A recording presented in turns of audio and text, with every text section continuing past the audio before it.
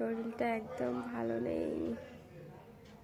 দীঘা থেকে এসছি, আসার পরে খুব জ্বর, কিচ্ছু ভালো লাগছে না। তার উপরে বাড়িতে কেউ নেই, আমি একা। সন্ধ্যাবেলায় বসে একটু দুধ আর বিস্কুট খাচ্ছি।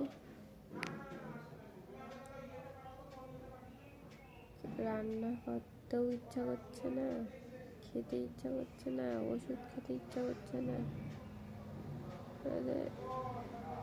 উঠতেই ইচ্ছা করছে না বিছানা থেকে।